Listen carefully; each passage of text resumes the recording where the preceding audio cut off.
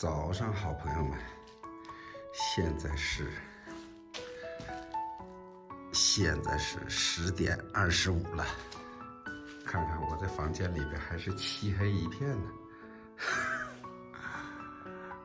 外边已经很亮了。哇，在外边阳光真好，我听见外面有羊叫的声音哦，看看。确实有羊啊，看得出来，这边宿舍以前也是和公路相关的，这边还有里程牌啊。这边，我昨天扎营的这个房子是技术室啊。其实我今天啊醒得挺早的，一直在帐篷里编视频，7点多钟一直搞到10点多钟。那个里面还有好多宿舍呀！哎呀，这个工区看来挺大的，全废弃掉了。应该是这条路建好了，然后这些房子就废弃了，工程队撤走了嘛，是这个道理吧？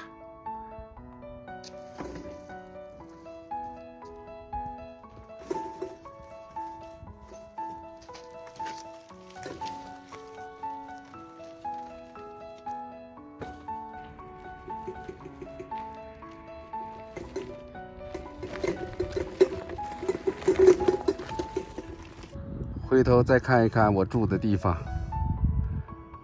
现在我要跨过澜沧江，到江的西岸去，前面是个小村庄，我看看有没有早饭吃。看看我脚下的澜沧江，我要继续北上，往北边走。今天的天气不错，这里有个饭店，我过去看看有没有早饭吃。有早饭吃吗？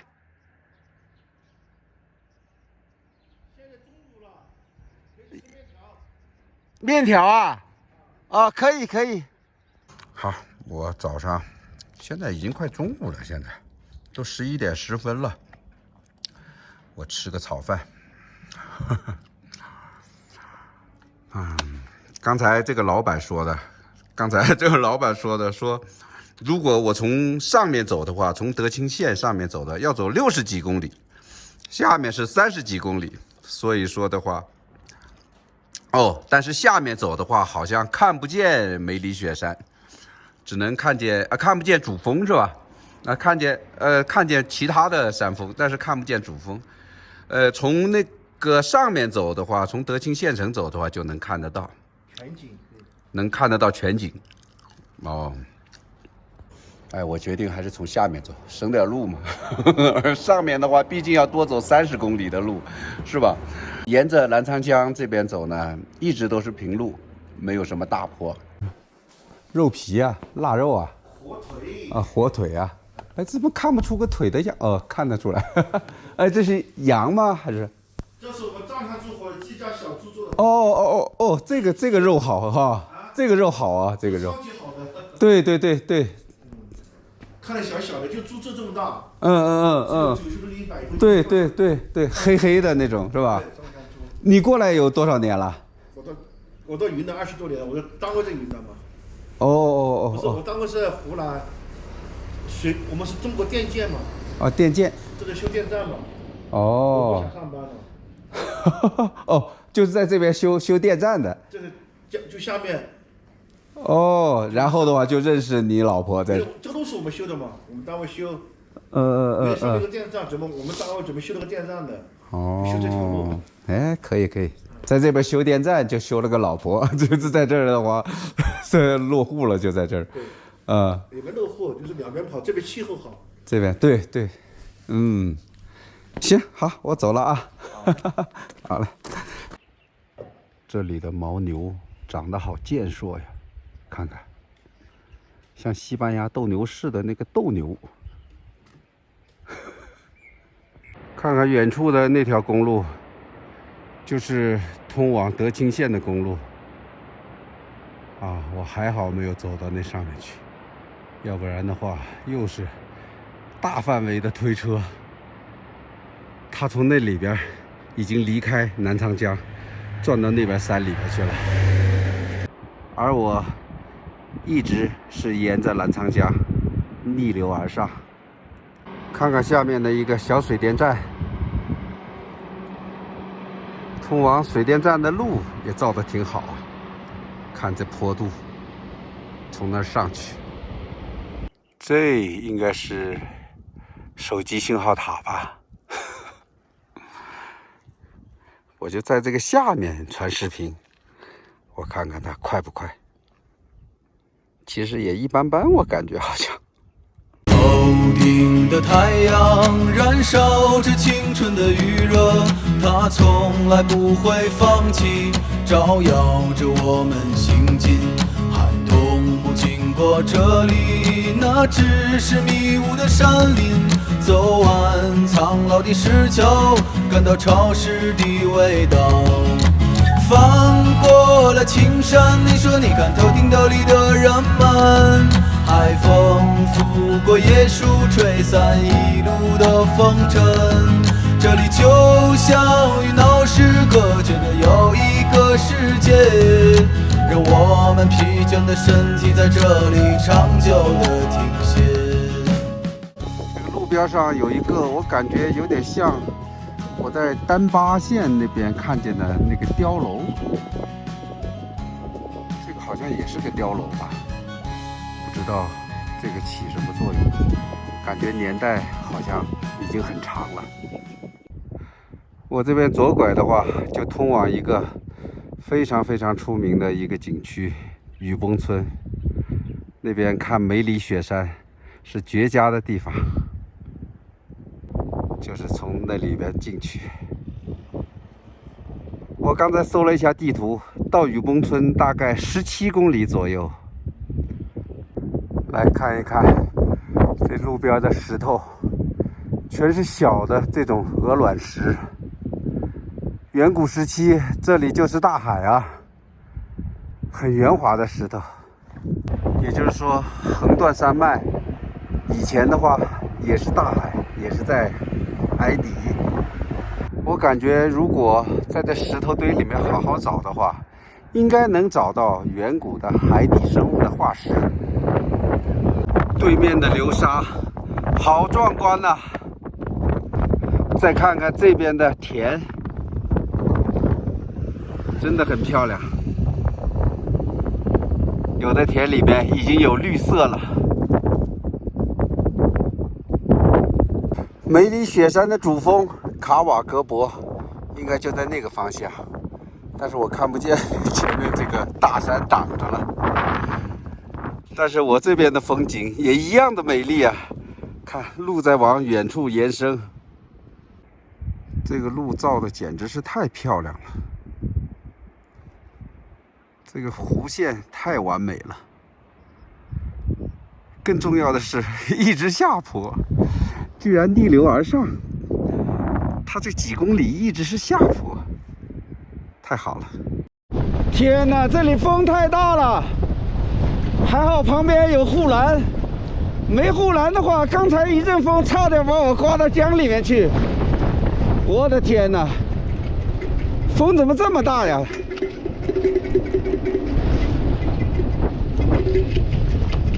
太吓人了！刚才这里已经距离梅里雪山的主峰卡瓦格博很近了。这是卡瓦格博大桥。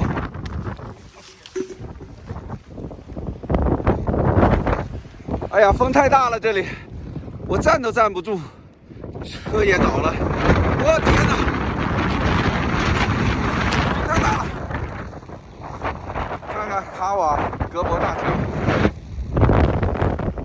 从这边大桥上去有盘山路，到山上去可以看那边的卡瓦格博峰，也就是梅里雪山的主峰。而我是从这边一直走，我继续沿着澜沧江的方向，我不过桥了，快走快走，这里风太大了，这是个风口。我现在不敢靠右边走，我走到路中间吧。后面有车。我怕一阵妖风吹过来，把我刮到江里面去。看这个地方有护栏，我感觉还好一点，像这边的话就恐怖了。得了，我从左边走吧。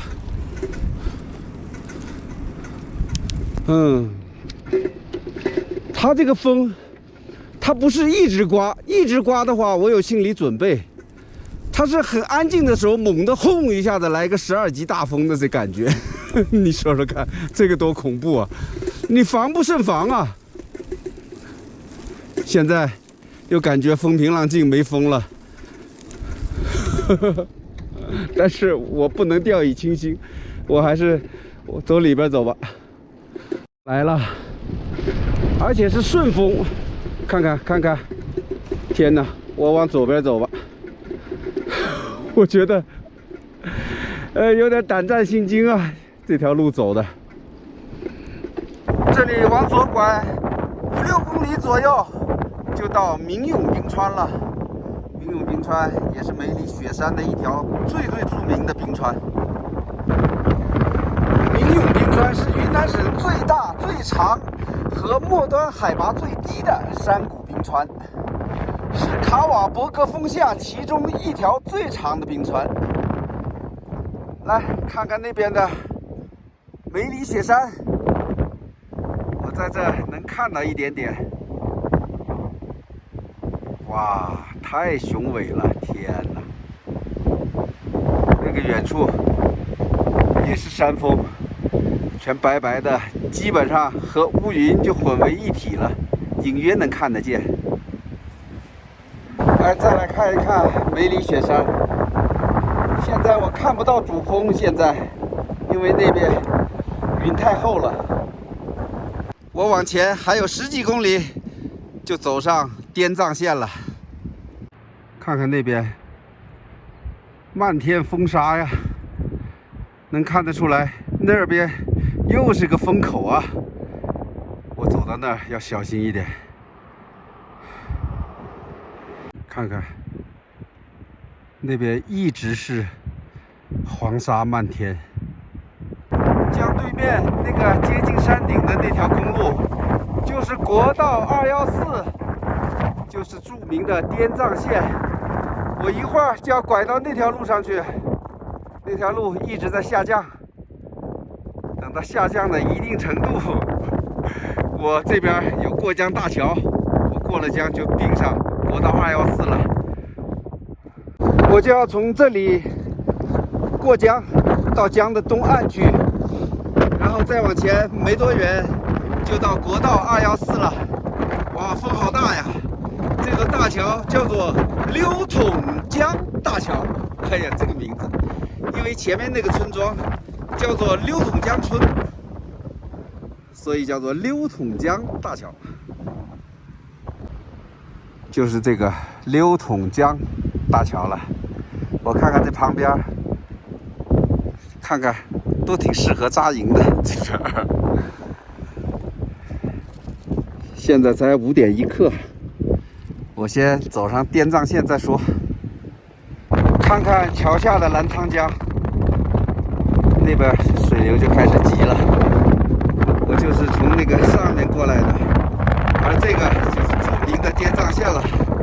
我一会儿并上去了。这里就是著名的滇藏公路了。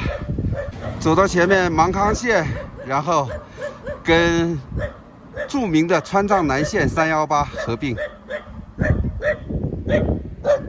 哦，这来了个狗，冲着我汪汪的叫啊！这边有个水果蔬菜店，我过来看看有没有我合适的。哎呀，蔬菜在这里面，我说怎么？哦，哇，这里边挺好，买几个黄瓜跟西红柿吧。黄瓜多少钱呢？黄瓜多少？黄瓜5块。西红柿呢？西红柿。哦，都是5块钱一斤啊。哦，好。哎。 4个黄瓜，4个番茄。17块4毛5，老板收我17块。现在菜买好了，我找地方扎营。我的要求不高，旁边要有水，最起码头顶上要有个顶。如果能捡到木材，那就更好了。看看这公路旁边有好深的洞啊，我感觉这个像矿洞。这个洞口倒挺好的，有不少的木材呢，但是里边太脏了，我看里面好多的卫生纸啊，肯定有不少的粑粑。放弃。江对面有一个隧道，我看看旁边也没有隧道的名字，也不知道这是个公路隧道还是个什么隧道。看看在这个大山里面打洞啊，这有个古道食宿店，看看，哎呀，这有这么多的菜啊！哦，不注意看还不知道你这是个饭店呢。啊？可以装，把门关上，所以装的话。哦，好，你看看，有菜单没有？没有菜单，这里只能在那个柜里面点啊。就直接点是吧？现在跟你啊。你这现在炒的是什么？这是小炒肉。小炒这个多少钱一份这个肉的话45块钱，还等等不一的啊。 ？45块钱什么？它有好几种肉的，不一样。这个是45块钱，然后是排骨，是那个烤肉呢，这个是50。哦，这都是猪肉吧？是啊。哦，我把我充电宝还有随身 WiFi 放在这儿充的电。这是什么青稞酒？到这儿来尝一尝青稞酒。继续炸锅菜，有荤有素，清汤的就行，不要麻辣的。好，我饭吃好了，我到这个对面去接点水，我已经2、3天没洗了。这边有水，我过来接一接。没事，你先接。哇，这地方扎帐篷挺好的，但是这主人在哪儿呢？这边，哎，师傅，这边主人在哪儿啊？这个房子？我说这房子的主人在哪儿啊？不知道，我这边在这边。隔壁啊？这一家，这一家。你稍微都这个不是，我想搭帐篷睡觉睡在这儿的。主人是哪儿？这个不知道啊。一大早应该不会施工啊，那地方，不会施工就行，只要不碍人家的事儿就行。哈哈，这个地方是不是很好？找了半天也没找到主人，管他呢，就住在里面得了。好，我帐篷整好了，我就担心明天早上他们会施工。只要不施工的话就没事儿。我刚刚看了一下地图，我距离西藏的地界已经剩下50几公里了。我不知道明天50几公里我能不能赶到，尽量赶到吧。如果明天赶不到，后天肯定会进入西藏的地界。我距离我这次既定的目标是越来越近了。我既定的第一目标是从西藏出境，进入尼泊尔。然后再说然后的话，先出境再说。前2天我搜索了一下，好像西藏的吉隆口岸4月1号货运通车，就是口岸开放，不知道对游客开不开放，希望它开吧。如果不行的话，出不了境的话，那我就沿着219往新疆方向走，新藏公路往喀什方向。反正我最终目的出境。想到外国去看看。都看到这儿了，点赞关注呗。